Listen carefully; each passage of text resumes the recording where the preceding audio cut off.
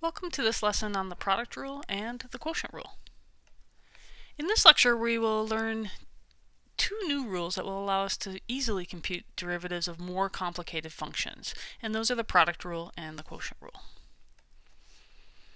So first of all, the product rule. Unlike the sum and difference rules, the derivative of a product is not simply the product of the derivatives themselves. So here's an example of why that doesn't work. If I've got two functions, f of x and g of x, f of x equals to x and g of x equals to x squared, then their product, if I just multiply the functions, f of x times g of x is x times x squared, which is x cubed. So if I wanted to compute the derivative of the product, it was nice that I could compute the product first, and then I just do the derivative of f times g is the derivative of x cubed, which is 3x squared. Okay, so what breaks down? Well, if I thought that the product rule worked like the sum and difference rule, I could just compute the individual products themselves and multiply those.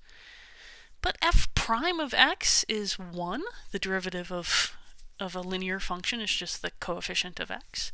And the derivative of g, so g prime of x, is 2 times x. And so if I do 1 times 2 times x, I get 2x. And you'll notice that those are not equal. So something different is going on when I multiply two functions when it comes to taking derivatives. So we need a rule that will help us out with this. And it's pretty straightforward. You probably have seen this before if you've taken some calculus.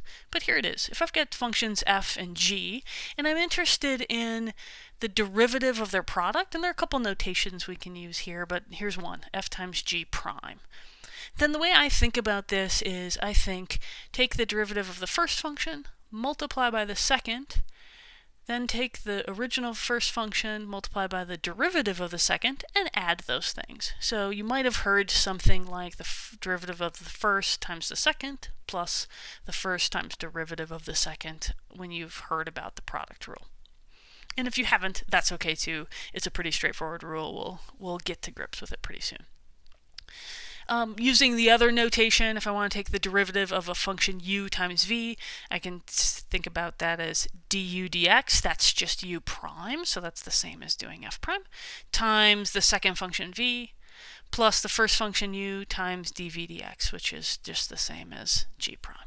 So let's look at a couple examples here. If we go back to our example we started with on the previous slide, if f of x equals x and g of x equals x squared, then the product rule says I have to do f prime, which is 1, times g, which is x squared, plus the function f, which is x, and the function g prime, and I just use a power rule there, and I get 2x. So what I wind up with is x squared plus 2x squared, which is 3x squared, and if you remember what we did on the previous slide, that's exactly what we got when we multiplied the two functions first before taking the derivative. Okay, if we're interested in a couple more examples, the derivative of x times e to the x, derivative of the first function is 1, and the original second function is e to the x.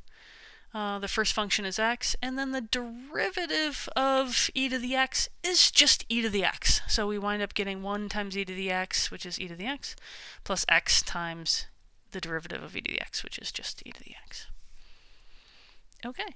Similarly, if we've got a function v of t, equal to square root of t times sine of t, then v prime is the derivative of the square root of t, which is 1/2 t to the minus 1/2, and you can simplify that to look like that fraction, times sine of t, plus the first function, square root of t, times the derivative of sine t, and if you remember that from the last lecture, that's cosine of t.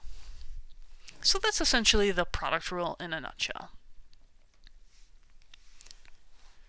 If you have a product rule, you need a quotient rule. This one's a little more complicated, but it's kind of similar. So if we've got two functions f and g, and we are interested in the derivative of the function that we get when we divide those two, then the rule is the following.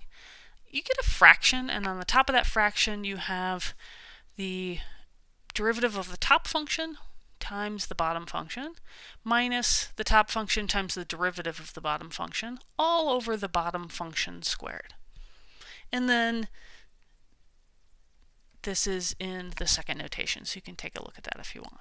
This is more easily seen by looking at an example. So if we think about the function 2x cubed divided by x minus 1, that's a quotient. It's some function.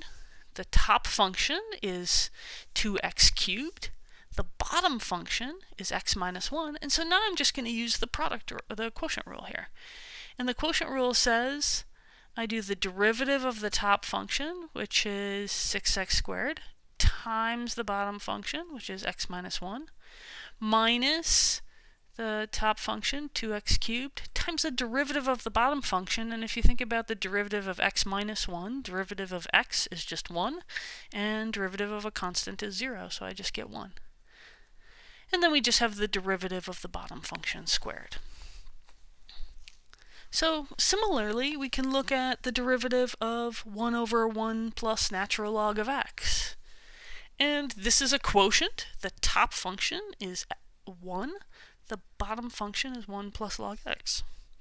So my rule says I get the bottom function here, the g, times the derivative of the top, but the derivative of a constant is 0, minus the top function times the derivative of the bottom, but the derivative of 1 plus log x is just 0 plus 1 over x. And if I simplify that on the top, I wind up with negative 1 and I wind up with negative 1 divided by x, and I get the bottom function squared. So this little x came from that fraction right there. Okay. So let's look at a more interesting example that would use a product or a quotient rule. So the monod growth curve describes growth of a population as a function of resources. So if you've got some population that's using some resources, some food resources or space resources, those resources can change over time, and this describes population growth in terms of resources. So the formula for population, P of R, is some constant times R divided by K plus R. So if we're interested in dPdr, so the derivative of population with respect to resources, then it becomes pretty clear that we need to use a quotient rule because that's a quotient of two functions. So let's do that. dPdr. We get the bottom function, K plus R, the derivative of the top. R is the independent variable, so the constant times R, derivative of a linear function, is just the constant C. And then we have the top function here times the derivative of the bottom function, and the bottom function is K plus R. Again, R is the variable, so the derivative of that is just 1 over the bottom function squared. And if you do some algebra, you can simplify the top and get K times C divided by K plus R, quantity squared. And if we think about what this represents, dPdr is the change in population with respect to the change in resources. So what's the sensitivity of the population as resources change? Okay, so what I would like you to ask yourself is, can you identify which functions require the product and or the quotient rule? And can you use those two rules to compute derivatives? So thanks for listening.